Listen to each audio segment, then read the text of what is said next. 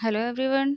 आज से हम अपने प्रीवियस ईयर स्टार्ट कर रहे हैं। मैं हिंदी के जो प्रीवियस ईयर है वो करवाऊंगी आप लोगों को। आप लोग मेरे साथ बने रहिए। हिंदी में अगर हम अच्छे मार्क्स लाना चाहते हैं तो हमें सिर्फ और सिर्फ प्रीवियस ईयर से प्रैक्टिस की नीड होती है।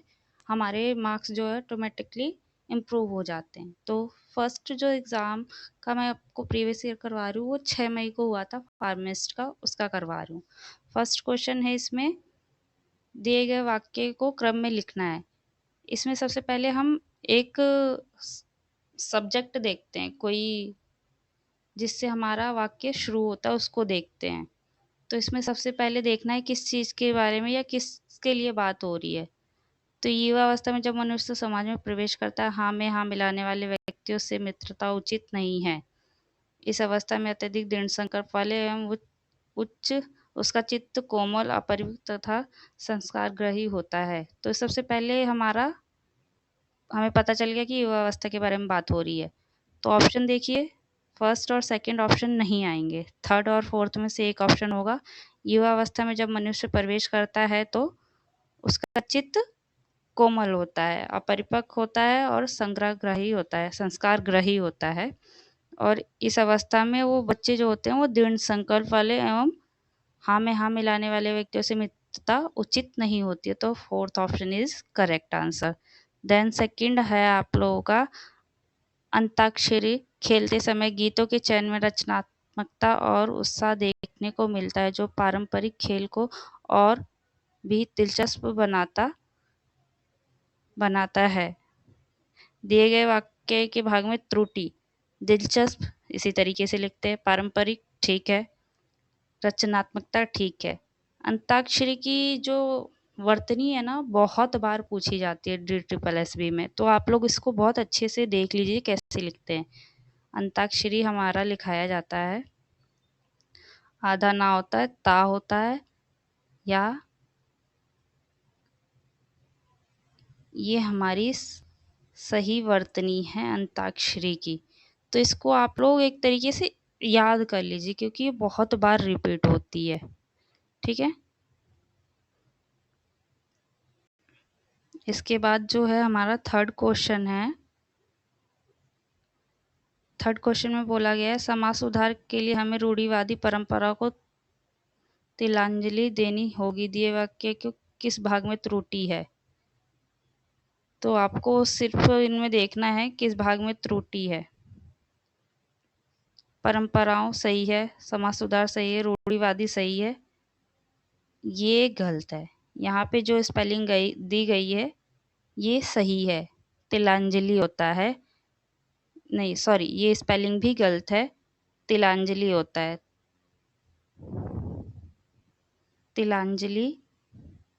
तिलांजलि का मतलब होता है किसी मरे हुए या मृत व्यक्ति को तिल और जल की मुट्ठी भर के जब हम उसको अर्पित करते हैं उसको तिलांजलि बोलते हैं। छोटी ई की मात्रा आती है ला पे, इस तरीके से ये लिखी जाती है। ये भी बहुत रिपीट होती है, इसको भी आप लोग अच्छे से अपने माइंड में बैठा लीजिए। ठीक है, देन उसके बाद आपका आता है फोर्थ क्वेश्चन। फोर्थ क्वेश्चन में दिया गया है, पृथ्वी के चारों ओर ग्रहों का एक अद्भुत तंत्र है। रेखांकित शब्द का पर्यायवाची क्या है? हमें पृथ्वी का पर्यायवाची बताना है। तो जो होता है देखते हैं हम एक बार। रवि तन्या, जो इसका रवि तन्या का होता है सूर्य की बेटी, या इसका मतलब होता है यमुना नदी से भी होता है। रवि मतलब होता है सूर्य और तन्या मतलब होता है बेटी, इसलिए इसका पर्यायवाची हम हमेशा सूर्य की बेटी है यमुना नदी के रूप में लेते हैं। मतंग मतलब हाथी होता है। भूधर मतलब इसका होता है पर्वत, गिरी बोलते हैं। तो सही पर्यायवाची है धरती का धरित्री। धरित्री, पृथ्वी को हम भू भी बोलते हैं और इसके अलावा धरती बोलते हैं, अवनी बोलते हैं, धरणी बोलते हैं। ये सारी चीजें हम पृथ्वी को बोलते हैं। ठीक है, देन उसके बाद है, एक मिनट,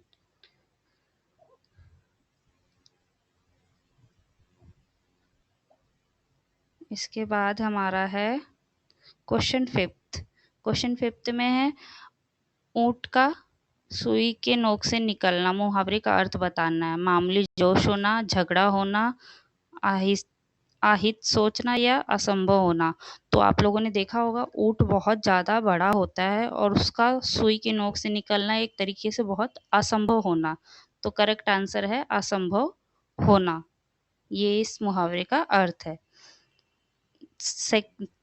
जो 6 क्वेश्चन है वो है, परीक्षा के परिणाम अभी अभी घोषित हुए हैं, वाक्य डैश में क्रिया विशेषण है, दिए गए विकल्पों में से क्रिया विशेषण के उचित भेद को चुनकर वाक्य पूर्ण कीजिए। ये गलत लिखी गई है, तो इसमें हमें अभी क्रिया विशेषण बताना है। रीतिवाचक क्रिया के करने को ढंग को बताता है। परिणामवाचक में हमें किसी चीज़ की मात्रा, मतलब कुछ ज़्यादा ऐसे करके दिया होता है। कालवाचक में हमें दिया होता है समय का बोध होता है, तो इसमें आप लोग, और स्थानवाचक में किसी स्थान के बारे में बताता है, यहाँ वहाँ बाहर अंदर ये सब। तो इसमें क्या है, परीक्षा के परिणाम अभी अभी घोषित हुए हैं। अभी अभी मतलब एक तरीके से हमें टाइम का बता रहा है, और टाइम जब हमें मेंशन होता है तो वो आता है कालवाचक में, तो इसका करेक्ट है कालवाचक। देन उसके बाद है 7th क्वेश्चन है, भारतीय संस्कृति विभिन्न धर्मों और परंपराओं के मेल से बनी है, रेखांकित शब्द का विलोम चुने। हमें मेल का विलोम चुनना है। मेल का विलोम क्या होगा? मेल का अवनी तो नहीं होगा क्योंकि इसका पृथ्वी होता है।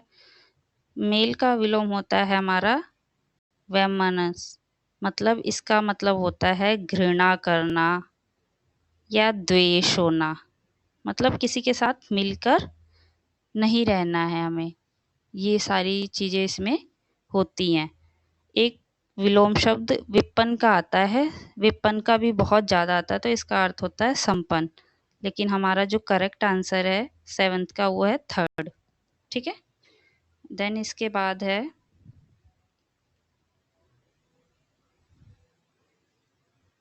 बाद है हमारा क्वेश्चन नंबर, एक मिनट, क्वेश्चन नंबर है 9 क्वेश्चन में देखना है, रेखांकित वाक्यांश के लिए सार्थक शब्द क्या है? अपने ही कुल का नाश करने वाला व्यक्ति किसी भी सम्मान के योग्य नहीं होता है। इसमें हमें इसका बताना है कि जो अपने कुल का नाश करता है उसके लिए एक शब्द हम क्या इस्तेमाल कर सकते हैं। तो तरु छाया मतलब किसी पेड़ की छाया होती है। प्रज्वलित मतलब जैसे हम एक दीप को जलाते हैं, प्रज्वलित करते हैं। वयोवृद्ध मतलब एक तरीके से ज़्यादा उम्र होना, इस तरीके से लिया जाता है। तो इसका जो करेक्ट आंसर है वह है ये कुलांगर। जो अपने ही कुल का नाश करता है उसे कुलांगर कहते हैं। ठीक है। राम हमेशा सच बोलता है, वाक्य में डैश क्रिया विशेषण है, दिए गए विकल्पों में से क्रिया विशेषण के उचित भेद को चुनकर वाक्य पूर्ण करें। जो रमेश है वो क्या करता है? हमेशा सच बोलता है। तो मैंने आप लोगों को बता दिया, काल में हमें समय का बोध होता है, स्थानवाचक में किसी स्थान का बोध होता है, परिणामवाचक में हमें किसी मात्रा का सही तरीके से, या कुछ 2 तरीके के होते हैं परिणामवाचक, तो उनमें से होता है। रीतिवाचक में कुछ करने का ढंग बताया जाता है। तो हमें परिणामवाचक इसमें क्या बताया गया है? राम हमेशा सच बोलता है, तो इसका आंसर क्या है? सच बोलता है। क्या बोलता है, कैसे करता है, क्या करता है? सच बोलता है। ये एक तरीके से ढंग बताया जा रहा है कि राम हमेशा सच बोलता है, तो करेक्ट आंसर है रीतिवाचक। रेखांकित 11वां क्वेश्चन जो है उसमें है, 11वें क्वेश्चन में आपका है, रेखांकित वाक्यांश के लिए सार्थक शब्द क्या है? एक बार कही बात को दोहराते रहना किसी का ध्यान आकर्षित करने का तरीका नहीं होना चाहिए। इसमें कहा गया है कि एक ही बात को दोहराना बार बार किसी का ध्यान आकर्षित करने का नहीं होना चाहिए।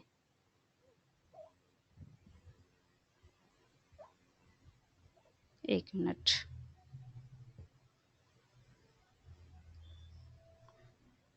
एक मिनट।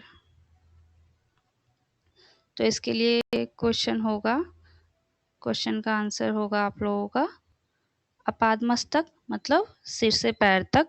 अपाद मस्तक, अपाद मस्तक मतलब पैर से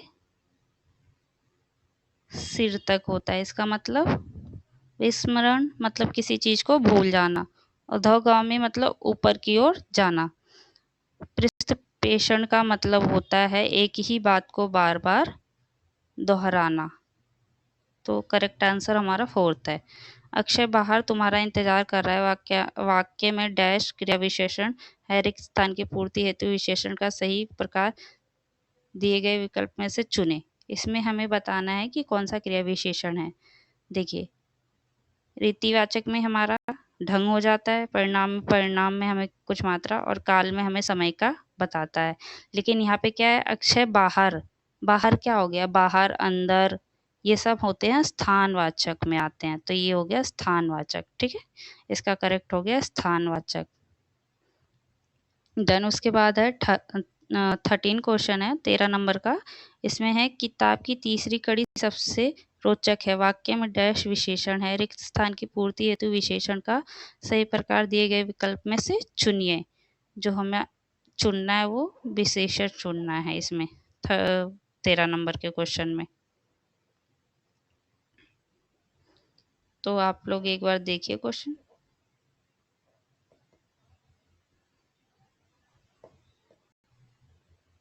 एक मिनट।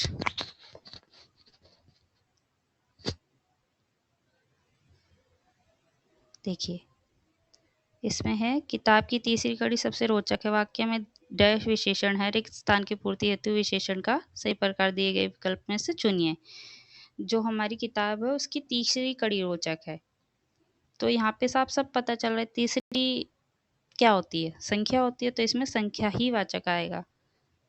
ठीक है, और ये परिणाम में परिणाम होते हैं, गुण में किसी की विशेषता, उसकी क्वालिटीज बताई जाती है, संबंध में हमें रिलेशन बताया जाता है, संबंध क्या है मैं पर, इस तरीके से शब्दों का इस्तेमाल होता है। 4th है दिए गए वाक्य को क्रम में लिखिए। इसमें एक बार पढ़ते हैं। उस जाति में घटने वाली घटनाएं और जाति, सामाजिक और तथा राजनीतिक स्थिति का सच्चा चित्र, किसी विशेष जाति का उत्थान पतन उसी जाति के साहित्य में सरलता के साथ देखा जा सकता है।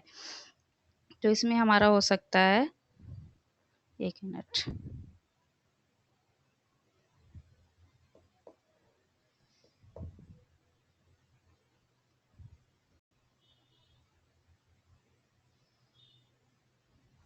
देखिए, तो इसमें हमारा जो क्वेश्चन देखिए कौन सा होगा, 1 मिनट। 14 में इसमें हम सबसे पहले क्या रख सकते हैं, थर्ड ऑप्शन के थ्रू इसको चेक करना जल्दी हमारे लिए इजी पड़ता है। तो इसमें होगा पहला, किसी विशेष उस जाति घटना, तो हमारा इसमें होगा, हम चुनेंगे इसको, थर्ड वाले से चुनेंगे, किसी विशेष जाति का उत्थान पतन उस जाति में घटने वाली घटनाएं। तो 3A किस में है, 3A इसी में है, तो यही करेक्ट आंसर होगा, क्योंकि यही एक सेंस बना रहा है इसका। इसके बाद है 15 क्वेश्चन नंबर। नायिका रोड कर चली गई। वाक्य में डैश क्रिया है, रेखांकित शब्द के लिए क्रिया का उचित भेद दिए गए विकल्प में से चुनकर वाक्य को पूर्ण करना है। तो इसमें है, नायिका क्या करती है, इसमें प्रणार्थक है, संयुक्त है, आक्रमक है, या पूर्वकालिक क्रिया है, इनमें से चुनना है। न्यायिका ने क्या किया, न्यायिका पहले रूठी, फिर वो चली गई, तो इसमें क्या है, 2 क्रियाएं हैं, पहले रूठी फिर चली गई, तो ये जो होती है ये पूर्वकालिक क्रिया होती है। पूर्वकालिक क्रिया में एक कर्ता होता है और 2 क्रियाएं होती हैं। जैसे न्यायिका पहले, 1 मिनट, न्यायिका जो है पहले रूठी फिर चली गई, तो हमेशा पूर्वकालिक में एक कर्ता और 2 क्रिया होती हैं, इसलिए ये इसका करेक्ट आंसर ये होगा। ओके,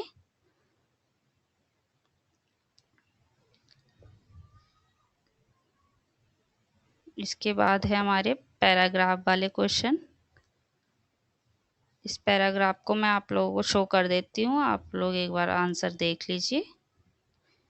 धर्म की परिभाषा काल और स्थान के अनुसार बदलती रहती है, परंतु प्रत्येक धर्म में नैतिकता जीवन मूल्यों को स्वीकार किया गया है। किसी भी धर्म में हिंसा, पीड़ा अनाचार, सत्याग्रह, परिग्रह, असत्य, असहिष्णुता को समर्थन नहीं दिया गया। फिर भी धर्म के नाम पर सांप्रदायिक संघर्ष होते रहे। भारत विभाजन तो धर्म के सांप्रदायिक रूप का ऐसा अंधा तांडव था कि जिसके विषय में सुनकर आज भी रोंगटे खड़े हो जाते हैं, जिसके घाव आज तक भी नहीं भरे हैं। स्वतंत्र भारत को एक धर्म निरपेक्ष राज्य माना गया है, परंतु धर्म के नाम पर आज भी कितने राज्य जल रहे हैं। कहीं उत्तर पूर्व के उग्रवादी, कहीं कश्मीर में आतंकवादी, असम में अलगाववादी और ना जाने कितने ऐसे सांप्रदायिक संगठन हैं जो जनसाधारण के मन में धार्मिक द्वेष एवं घृणा के बीज बो रहे हैं।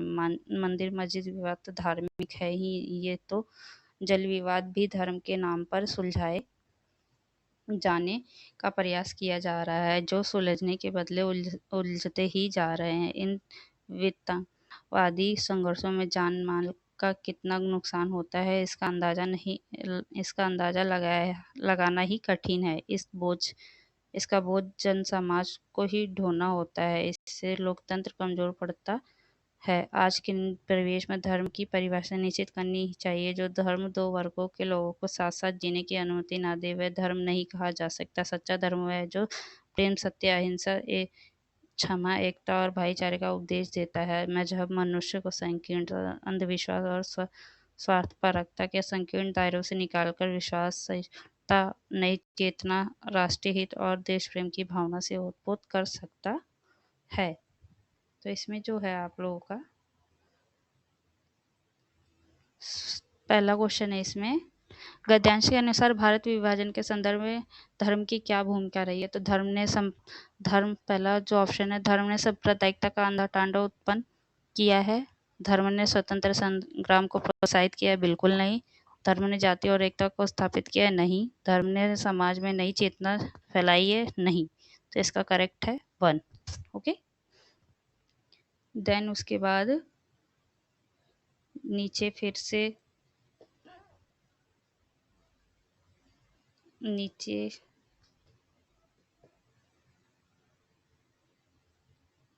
देखिए 17th में है, लेखक के अनुसार धर्म का सच्चा स्वरूप क्या होना चाहिए। प्रेम, सत्य, अहिंसा, क्षमा और भाईचारे का उपदेश देना।